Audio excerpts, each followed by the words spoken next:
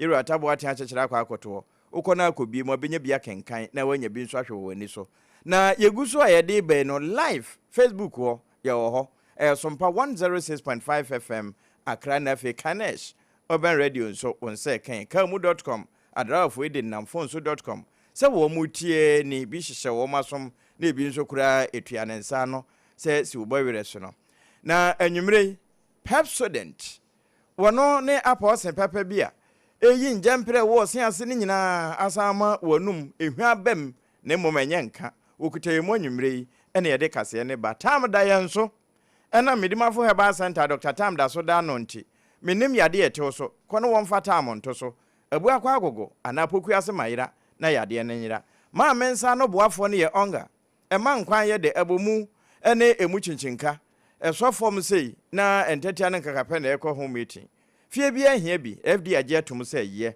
Just Hot Kenke womo ena de dokono hyehye atutu efirim ne nso wabọ ne tregan na siri se de matufo eton di so mfaso ewodome commercial bank na chipe ena afi ubedi dia bowe de ma ena ne wonu matoso breko wanonom time herbal mixture oba pa time ne Dr. Tafiri Jedro no na afi odi HH ne ka ho de ete se de wakum owo atwaniti abusua de aka ye homa anwumre nsam a ye de ba no de di mu akotene ya abeti bi ene se na ye kwa akobo ya sesen ewo ayawaso east abato mpasua no so awie wote ya na opon cheku e de honsem ni nyina braye mbra na wo ma sha abato na ase NDC mu wo mo to aba ayi nipa wo kwa akogina ho manamu na ba election no wa wuram de ama wo mo na wono mo wie ye be kwa akogi ho amanebo efritire besia na afo nyina na sa ba election yin na bi ka se buy no nti na ya sika wo mu sa no wo mo to ana se de mu nsamote no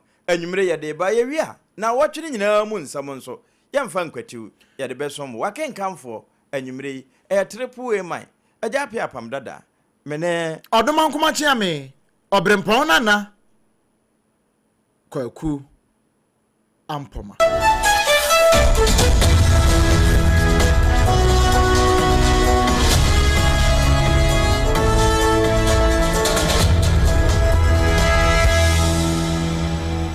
afei yema wakwaba na yenhyensem no ase abusuya kame ho na yentufa so wakwade ne yemfe ne nkyeremu ewo ayawaso east abato mpasua ne so yekowei national international reporter honorable MP for Sompa wano ewo ho sesiye ya wo to yenkase ne se ena na NDC amonyoku ochini yade no wono moto aba na nipa numu a ejina ayese na anu a yera Mohammed Ture watu aya no monsia do wona emra hye badwane na nka wajina mo hade hye wa ayawaso east watu aya no monsia do na mpani ayese etetu a ya na ete otua mu ntino won ba hwe no mayi obi de asira na mu no ne nyina ya ba election nanso NDC sa amonyokuo no na wo se won mo so yi obi a obetimi agina mu ede apresa akonwa no ede ama won eno nti na no won de hye ya nipa num wo mu nyina agina mu a won ekwa akwapre ne mema akantina nwampa ena ba akurani won so hye wo mu mfimfini a wone wa mopre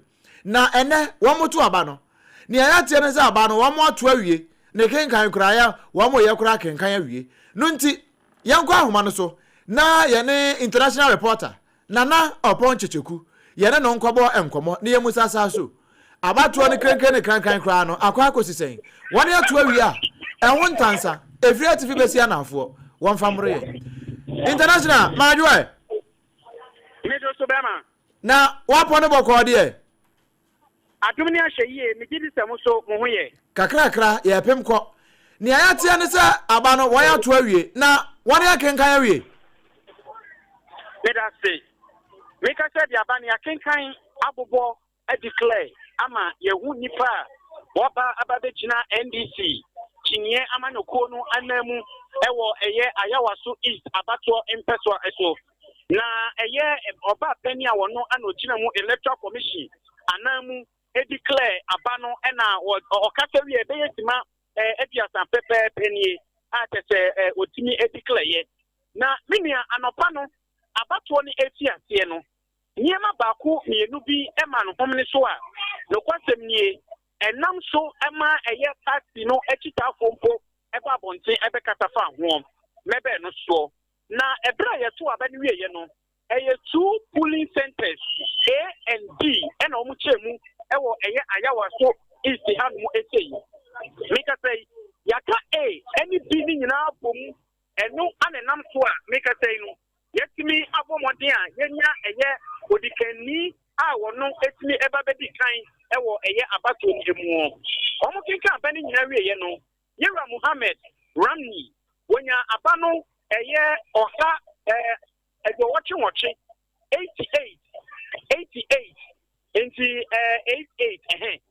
ena Hajia Amina Adam wono enya abano emu mako ediasa eni echiko ebuokuno enkono 399 Owura Baba Jama enya abano emu ahanan eni ediasa bako 331 ena international ono enya abano 45 ediana enkuno na abato ni nyina be na wie ya yebobo ya yepeja Yewura Baba Jama nsase ono ena wadi nkunim ewo ayawa so isia ni sei no mini apani behe ewo mo se na mabu ni bebre na no ehhwe se anka Yewura ya ene one country to enam so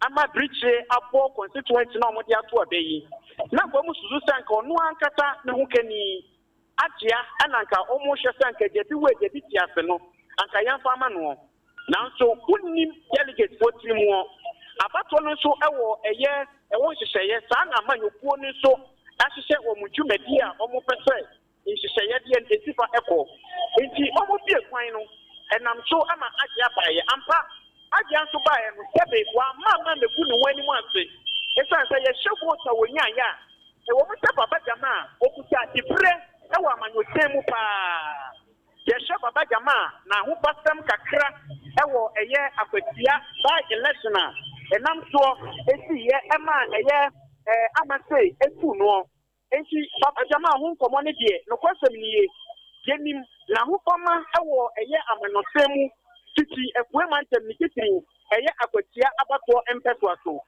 yama ni agye yi no kure ni nyame anim nie ni din anane nka tabia nhyɛ da enko amanyokuo no hye okofo chine dibre bi mu ewo amanyokuo ni mu saa na ne kunu ena ya brini dombian obonachi nte no ne kunu nam campaign fan na ono so enam campaign no anafo saa pepepe ena na omoye no nte no ena ebe hu maame agea ye hwa akofo bi eka ho a constituency chairman yi wono no de yenim to wagina pen enti wonim sanya anya bia na manyosem esipa etie ena yenim abrantia ba ko wono so eba beka ho but ye hwe nipa mako enen a omo sigina ye enne ye to omo so abeya abakosem no se ye pe wo bi a amanyosem wodi mu ba wo mu a Yewura Baba Jama na sanya me kan ye no na constituency no ehhwe se ankanya bia na nkoba no ena omo benya no esan se constituency anu fe no emma dibre a ekuta mo mutimi di gina no aya na wo fam ntanka agye timi ni ye dia nanka aba be hye emma ni so nkran ama mo timi atoa omudwumadi a omudi so now watch this ebra abaton eba be si asia no pa no yenim se abato de ye ba beto a nyema de echiche bi se bia white envelope ani anya bia ofa ka baaye ana isuko mo bede o na se ye bia competitor na se ada show eno no aya delegate for and for edema wo mo sai bi pepe anene course o kama ni pa mako enan na omu china ye no apam no kwasam ni se nipa nan ni nyina sabi omu che nsuo saa na metumi aka no nanso anopa no ebi no ache moto ya obrempo yusu bia ya odiko ne krom yi eno bi na omu che ye ena omu che de ma delegate woni nyina ena flashing ni nsu ya ne dano editor edi ko apam abaso yi 6 inches CBA eno so baga yam ena no so omu san so cheka ho enti ye hye abato ye na ekoso ewo ayawa so ibia no say na no kwatemie enam so ama NDC amanyoko ne de nkratampo ababonten abada kondere trese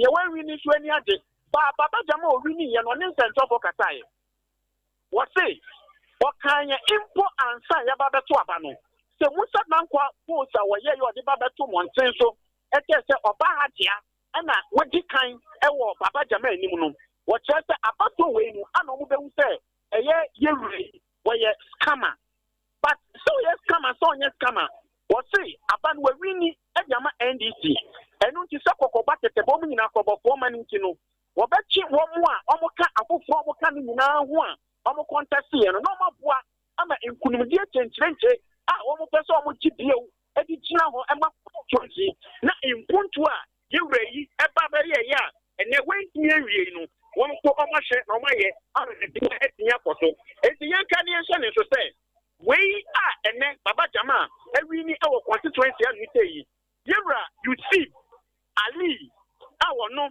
ejina ejama MPP amanyofo no wono eni yewura baba jama e na eba betintim ejina na yanko abakotemu so kakra yewura you see fi a wono ejina ejama MPP amanyofo no wono wewura amanyotemu pen o contest ye pribi echemu but nyina mu no ne human relationship a edan ntem eni eye nipa ewo constituency anite no edan so okutadom ama chesentwehwemu kakampo kura sompa ya na etrese wetimi anam so awini little eye free NDC for ho no ne emafo ni bebre na etugina nechi ni campaign nechi no eye mafo ni ne dosun ye ba abeyen ko ni baba jama so afamu baba jama afamu a ekuta no ewo eye constituency anite ni titiri ni ma hanu mtenu no atem ni okuta di breno ewo kwanya wafaso wakura no ho ewo amanyosem city efue mantem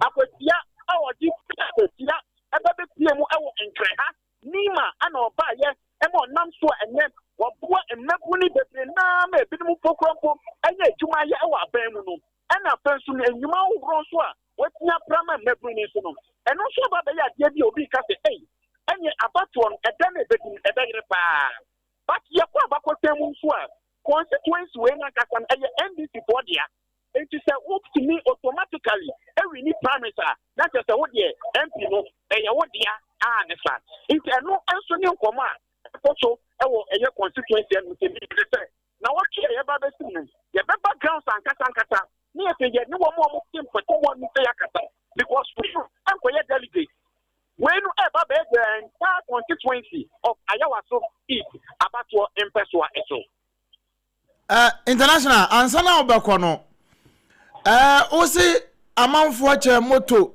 ebi che flash screen wodi wani didi akire pa moto no free camp ben flash screen free camp ben e na homo amanya sika ntua bi no nanso na ya camp ben a me da se nie me ti ya ni se ye se ye raba bajama eche eye moto which I stand to be corrected because delegates ni bebre na wonu mo kasa e din so betimi at yi omanim actually say esumesi an obinti no de man and ye be hwen so a this particular election no and am say all the 4 candidates ni na nia brinti no the na yo mu die sumase intiansa ewie be pie so no na echemu yemfa sidie bi te say eye moto what mean in daytime in time de obey no kokoa mu so ana eye TV flat screen ni free sabi pepepe ana be kono but ni eti adanse ne trese ebinum akonfam say ye no kore omo cheche sa anyema ni bi ma ne ko so ebi every baba jama camp ebi every eye constituency chairman ni so camp nti eno ene ni a e ko so e wa ha ebi so fokwa po trese yewa baba jama ko ye no che moto san so che flat screen eno so eni egusu edi etiri no ti be che mo makofo betimi a che moto san de flat screen aka ho when I make can we say ye she nipa mako enan ye ejine ya baba jama sabe wabobra na wabobi e wa manyotemu na ye beka ye tie ko nso ase sie ya make say ya wonya resign ye wono ana ye ambassador to Nigeria enti we ni ana ye bi obe retire and so obe resign for that government appointment na ye de man no other than that ne de minia not as a son which you me and you say want me enkuta position yenu say ekobati say oh we need this particular constituency na obey MP want me enkuta MP dibre na one sanso ankwanko ye ambassador which I know say the excellency president on Dramani Mahama ebe susu say sabe nipa ba ko ntimi for nsam yenu endidi e mane ye emfa ne ekomo a ede wo yo nana ansana meja wa mo akono ye simple calculation bi wa ha nipa dodo sen na wa mo to aba no minia no kwem ni se nipa dodo a ene o mo ko ye onfoko to aba no se wo hwe even calculation ni pokura na eswate because na this particular seat in another constituent election, we were expecting Nipa close to 2,000, and another expecting which a binman Nyanquan Cotuo. Now, your share results here about Ajia Enya 399. Is it 399? Any a year 431. What can you mean? No bomb crampa. Yabesha, not as a Abanankasano, Baba Jama.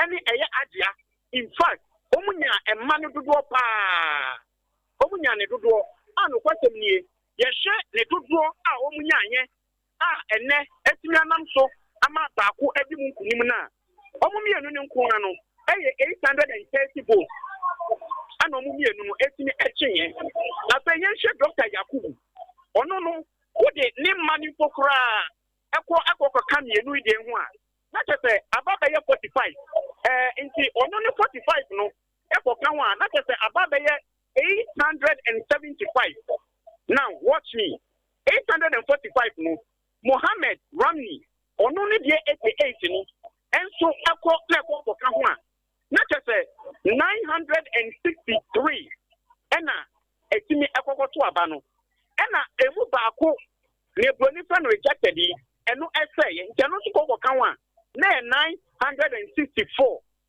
enti yeshemu a delegate na wo so mo ba beto aba no no kwasem ni ebinum antimi amba nie ehwemu kakra calculation kakra me so metimi ye no e fa hono no international money adwuma wabo adwuma na emom yese wo no onso je moto baako agi envelope asan TV eno nso ya atesem a yenso ya ate ne ha ya hwehwem yenso ya de nkrata ma bontene ne ya de ahwehwem se woje ya PNG bete why mina mpacho wo mesrawo nyefi why mesrawo nyefi why be wo be free meni brava bye money adwuma ebusi adwuma ne de ba kono no we national and international reporter Nana Opon Checheku Honorable MP for Sompa wono no ehwo akatu apa no eda na ho tie ya no atam no de abonebo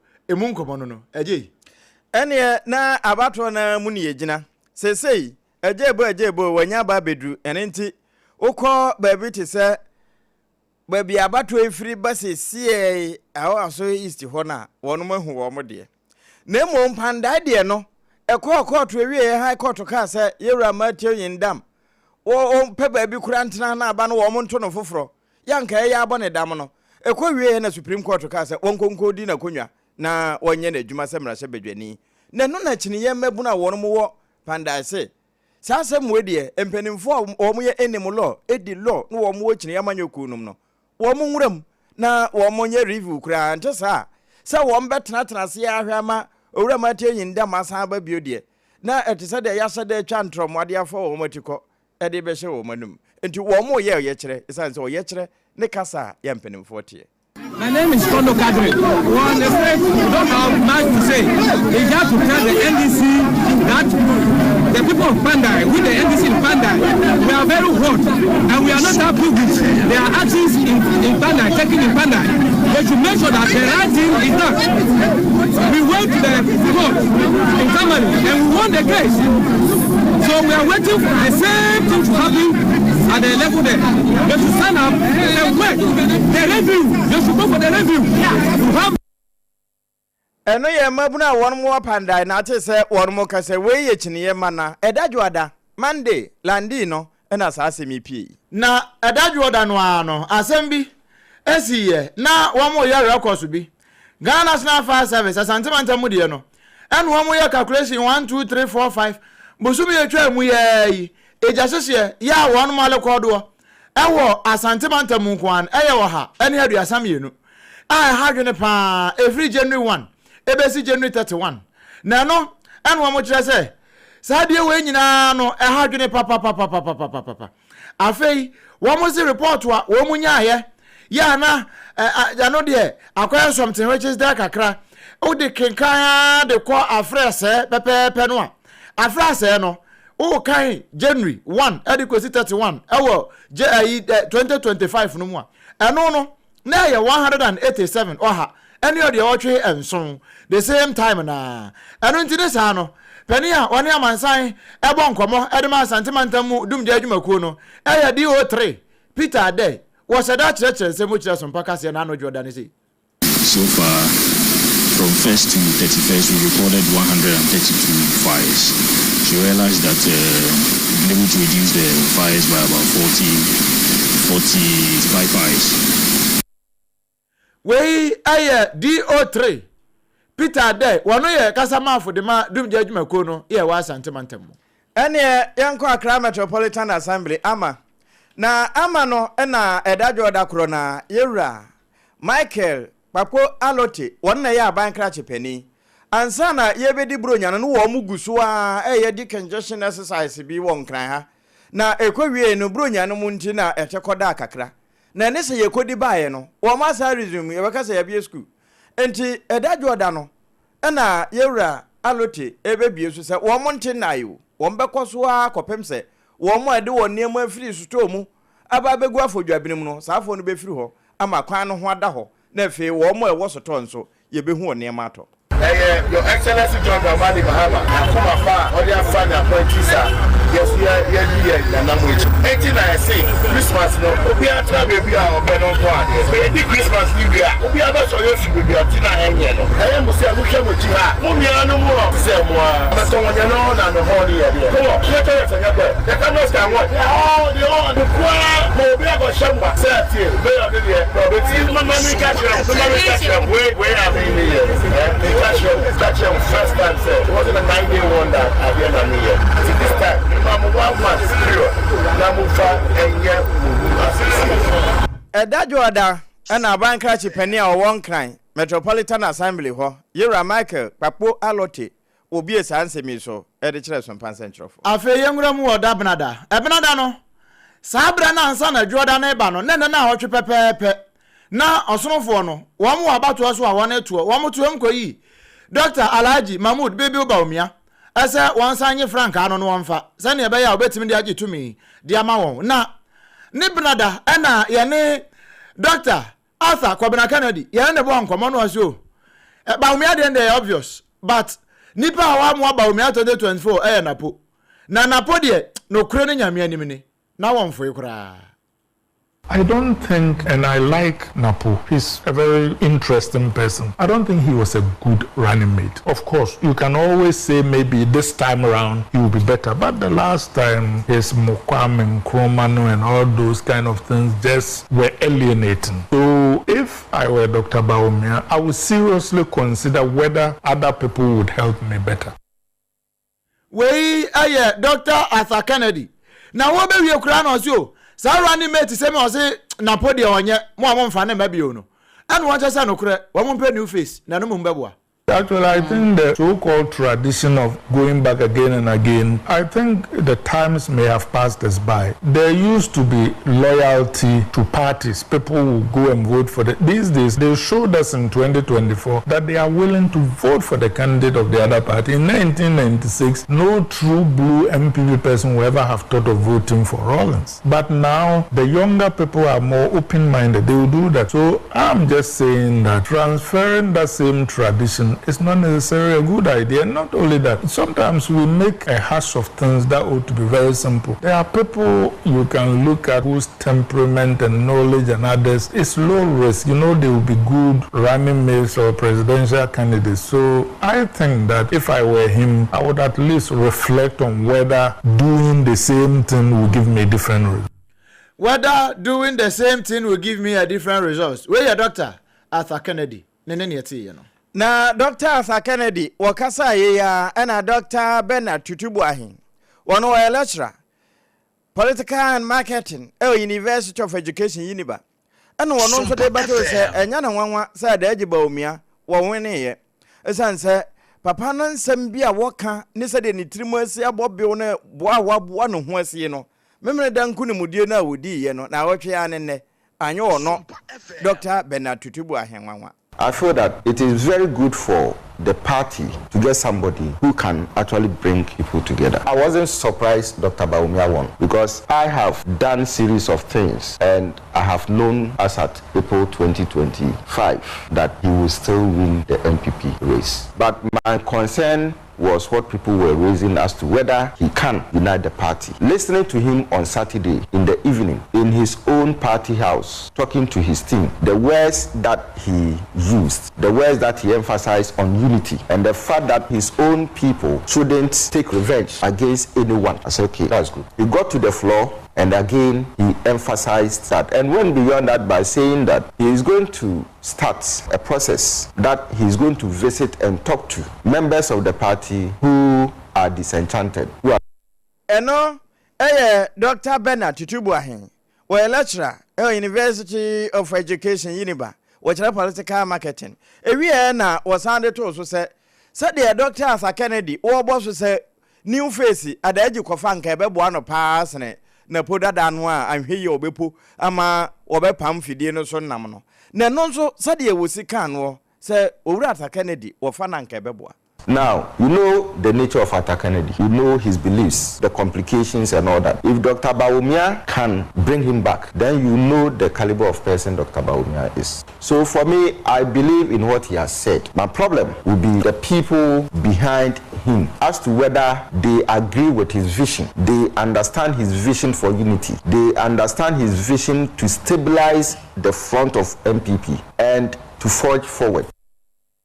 And no, lecturer, political marketing with University of Education, wo Uniba. Dr. Tutu na wakasa ye say Arthur Kennedy. Penny Fano, neba any PP man was hatching ba ebeboa pa, na so obetwe na na wonchene no. Wono kredi akire dida.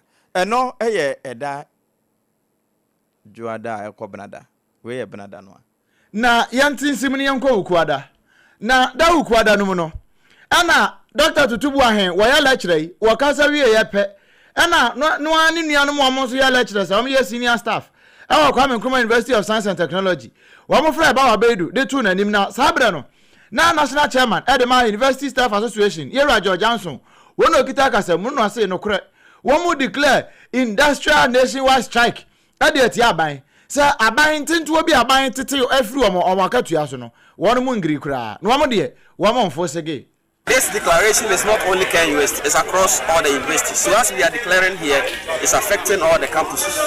And the national chairperson of TEU has also given her blessing. TUSAG national chairman has also given his blessing that we declare that today we are declaring an indefinite strike immediately from here. And the reason being that Fair Wages and Salaries Commission has altered our living condition of service without our consent. And for that matter, we cannot sit down and watch. Our tier 2, that government has skipped 2024 August to December remittance to our fund managers and has paid 2025. All the correspondences from our fund managers has yielded no results. And we can't sit down for a peswa of our tier 2 to remain with the government. And there's also a regulation or a law that says that if you default in payment, there's a penalty of 3%. So we are demanding that as well, that they pay the remaining months plus the penalty. We Mr. George Johnson, why lecturer? Our university nibi. Wanona why dem training Edema University Senior Staff Association. Where you cry no say akabako. Yini makafo, wo me asuapon me ansa na ka hombo, wo ma chirechirefo akatua kam. Abantia. Our brothers and sisters from UNIMAC, which composes of 3 institutions were brought together to form a fully fledged university called UNIMAC. Since their establishment, the government had not been paying them the requisite salaries and the allowances. We have engaged, we have written letters, they have given us assurances. It was only this January that they have placed them at the right level. But we are asking government to look at the arrears since they were put into a university to pay the differences. We have tried and communicated and written letters upon letters. Government has not minded us. We George Anson, wano and help them training Edema University Senior Staff Association. Nene yeti oni ba bedu and the boss uncle. Ebusa yanko ukuada. Na ukuada no mu na aban lawyer penny a wono anso na hwe atentene so. Area Chief Justice Paul Bafoboni.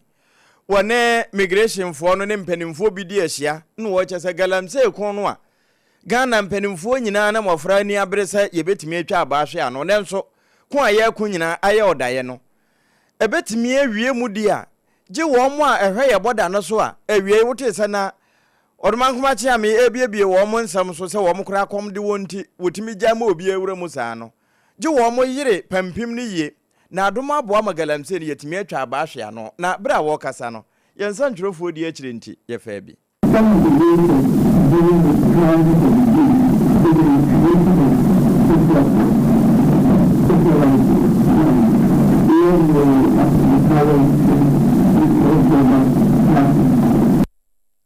eno Chief Justice Yewura Paul Bafoboni wono ene tu Sarfo yi na wone migration fo no ene afoforo a wo mo ehwe bamboso na aka bomu a wo mo edi sankomo yi na Yewura ya wada mu eda ya wada samkase pa ena na ba wa bedu na masantemantam mu a na wo busa yenuanu masantefo no na asantefo no yenuanu masantemantam mu no titiri pa na adwadifo no ena wo mo fra ba wa no busa ne se wo mo busa ba wo musa Ghana aban ma no dum so no ada na ba wa jinsem ne ba se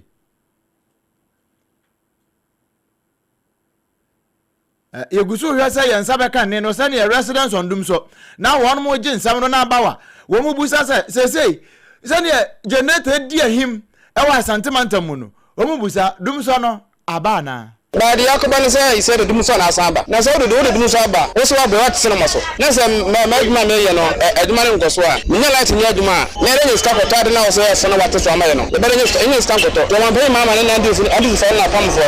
So more Dumuson Asamba had me. Yani don't buy them. But some of the Dumuson Asamba dia. And we said what we should buy. Yes, the Duso so Monkan Cheve. Nium better Sumusa.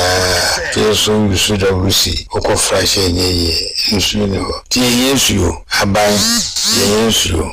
Because you should have see. I do Kenyano, Insuma, and Somba, Kenya Somba.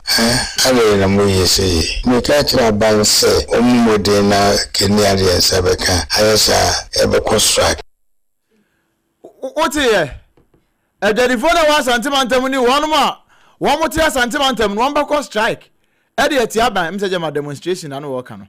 One bad demo any strike in nyina say dum so san ba santimantem mu eno wamne ba wa bedu ena twetwen san komo yi na no yawada no na yawada kro na ena donkuma ewo mra se badwafie nso pa lai se kokko akuafo se bio se won hoton a won nso hoton won bi esan se wote se nsutafo adidi amepe mampomfo won maso madwo won na ni nyina no won de aka de akire kokko board se de ekwa bia ya twetwene se owe anami won mo na akoprepra ma de bebe yaba.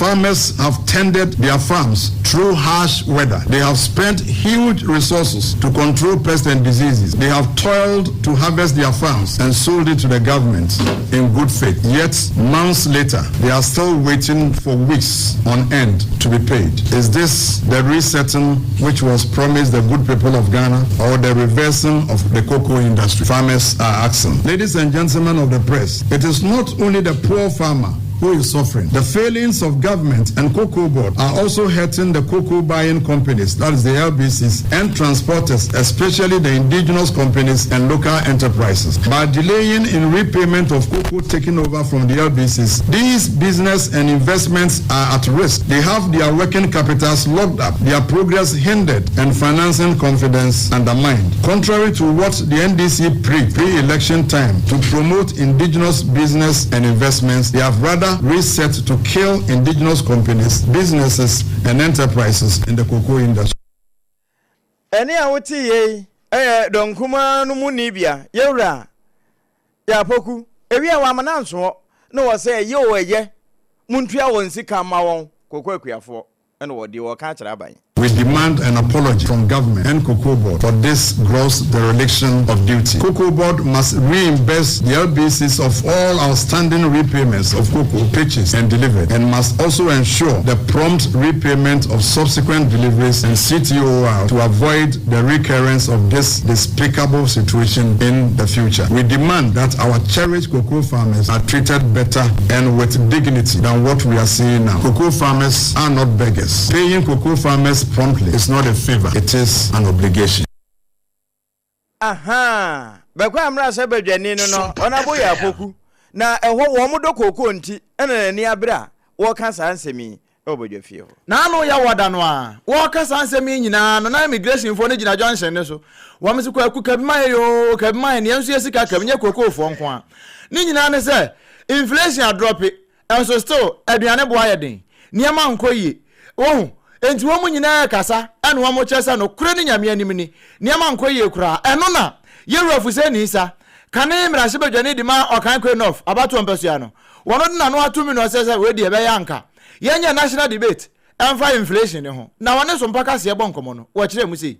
But I believe that we need to interrogate this thing furthermore. It's not just me. And so in the coming days and weeks, we need to interrogate the source of inflation and actually ask ourselves if that is what we want for the system. Because look, for you to create opportunities, some level of inflation is even good for the economy to expand. If prices are stale, I'm not just limiting this to inflation, but all the macro indicators. Now we are holding, for some weird reason, we are managing our currency magically. We built for you a platform in reserves that enabled you to take some of this decision. Remember, up until about 2022, 2023, the level of reserves we had was in gold was like 8 tons or so, right? We improved it significantly between 2022 and 2024 when we left office. And so you had that luxury. And so you have that luxury. How betim dia adwuma won so awonye cocoa fosu immigration fosu fire service fosu aba adwuma fo bebrenu asu teacher fo ne nurse fo wo bie asu still we see inflation aba form wo brekwa inflation enya aduane inflation nya akatua ehon sam ben kura so no we ye rafu se ni isa kan emra se badwane di ma okan kwe enough ena no applies anu a na wo kan adwene abusua ne lie wa pa nyina no de wo hia dokuna tutu free mo pa free just hot kenke eno de obufu sasan a ebinya kan wano a ubeye kom na fe wadwene nyame adwene ne bi eno nti mekamfo mo wanwumre ba bi a wo ton ade no se osese na ahwe aburo no bo ohwe nikanika bo wafo na wie kura ansa na ebedie eja abeto eyesika pi eno se hunti no Joseph so wo matwaniti ade amawo fa okoma no bra wache wo na mawia ye ofro e papa bi asi ho no brana bekando krono kotondi so mfa so pefo umpe wo na apeden hwehwen back hospital no echipe na onsa commercial bank nechi na abenya yen na mo ba back echi ho a na eyensu papa na aba time heba mixture oba pa time no wodwa so sesei malaria duro honam ya waduro no wonu mato a wontimi nidi na mekamfo amawo time ni TIME na number ni 0244 417 669 tete ahoma no a eno ana wo mode edi dwuma na abusua sankwa na nyeda ebia na onga ni muntira esansa onga no eno na ebo ama amensa no ema ye de echen yesi kire na ewo edi afra FDA hwemu no ingredients ewom no ahoden wom ebo nipadua no enkanka entine no kura na etimi ma esan sore gina te se aboa enwani enenti kan ho na mawonsanka bi FD agiatum ewo baabia onga wose ilele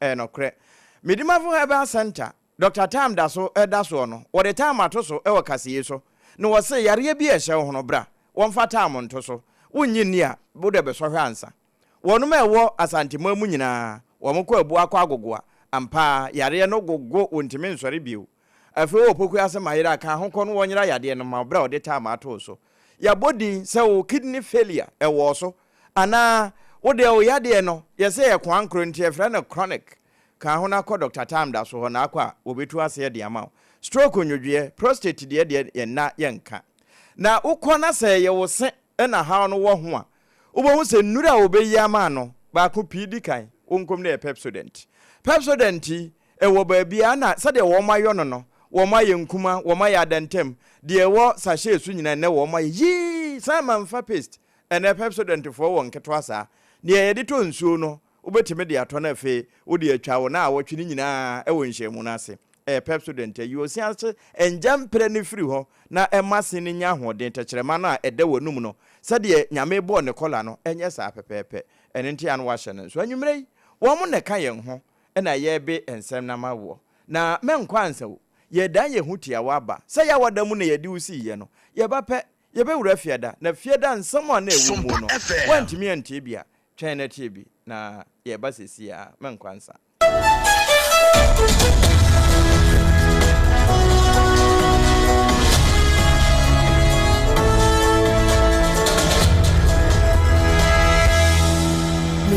Midimafo, Pokwase Maira Accra. Midimafo, Pokwase Maira Accra. Midimafo heba clinic aba Accra. Ani wontie, passengers egumi kai mu. Ehwa na dodo na ekro. Eni sa Accra ne potem yedemu. Ani yedemu ampa. De se de, edutwam Atlantic International University, America memu. Abo Dr. Edujamfi Babaso, honorary degree as a professor in biology in herbal medicine. It is said here, ayaresa no, aye more. Oh, misi minim wife ye kopa wo. Wanye one city. Nyin se ne betom ansa ne yeties ka no. Misi connection na encheda nkoye na esakakra ti say wa page mu ama hode ambam connection ne mu de we wo di ba de kura ho wa ba do kura ba de kura ye ka stroke nso de wo fa no small chese agidi wa wu ani de asie no yare bia etatia e wo Dr. Tam da so endi so diabetes, hepatitis B, prostate, hypertension, malaria yare bia kuma say owo agogo opposite government school no ena nkra hanso obepiem e wo pokuase mayira kwan no so for doctor 0244 774 282 and 0500-727215. Midimafo Herbal Clinic. Wudimafo ne hwa.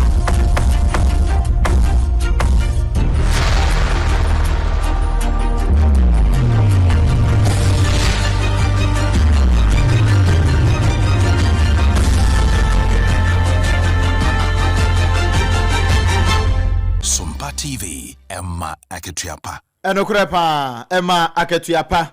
Na yɛde nsɛm ni wie enra fie nsɛm ni bi ya eba ye na ɛyɛ nsɛm a ɛwɔ sɛ ɔsan bi mu nti no yɛsan asi sokoso ɛde amawo na no fiada no enra bra na wɔn mo gi 24-hour economy act na tuma mena bɛyɛ bill no na da mo ngomra hye badwani oromyafo Samuel Abdullahi Jinapo wogina simpie ni apa so keka bi kira ban pa wo 24-hour economy no ɛyɛ hurada asɛm amɛyɛ hwe will not affect the suffering unemployed youth. It will not affect the unemployed youth in Bologatanga to cater to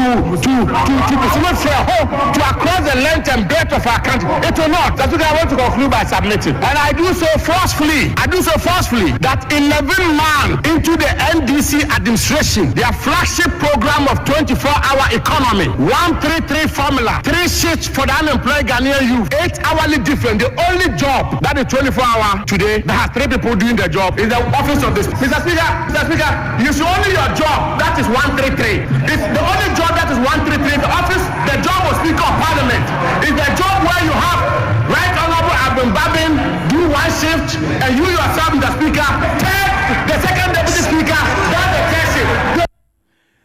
Almost 133, 8 hours. Oya kakra no bia beyebi. Sanki ati hai. Oya bi no bia beyebi. Nanso one more ba ye bosumi du ba akuni. Ye hunu hwe. Eye speaker wadwuma yi nko na nipa miensa na eye. Nipa miensa na eye. Abambagben. Ahiafo. Ena second deputy speaker. Wo nko na ye adwuma ba ako. Nipa miensa na eye. Wei eye Diamond Gomra Shebedwani. Onyanfo Samuel Abdullahi Jinapo. No amra Shebedwam. Ena ode nsemi tu dwa. Na wode ano tu dwa no. Yewura nde bi. Fiada no wono nso kasai. Ni nyina ye kokko akuafo sujotira hodo ana wo mo bo ye kare ye kokko. Besi sabre sika ye nsankan. Saban hwe no wontimi ntwe ne ye wonka ne ye hu se kokko no ye nne nkonkoton na ye de betwi bode tomu a ne ye hu. Na sasemi eno wo chese sade Ghana ye kokko no ye situm no aboabrofo no kura apusa. Esanse wo mo bo a wo mo de ba no ye de no so sen no. Eka ho bi na ama de esinese na wo bobo ton ahodo a anka obese ya tokura ese yetua honka. We are able to service most of the rollovers, if not all. And so we have been preparing for a new funding model for 26-27. Unfortunately, the prices have come crashing. And so what is happening is that our cocoa at the current price is too expensive for the buyers. And it is the buyers who are financing the crop under this model. So you are selling your crop at $6,400 to them. And the crop is currently being traded for $4,000 or below $4,000. So why would they buy your crop? Because we pay the farmer $5,040. That's the farmer share, $5,040. So the situation we have is that you have the buyers now moving to other markets where the prices are competitive. And that Erenti say, womo fa omo boto no a. Sanka ombeba Ghana beto ye kokoo papa no. Na womo de nenam ba bia womo toronto abi nchi no na womo akwakoto no. Enti na ama ye kokoo no ye sei.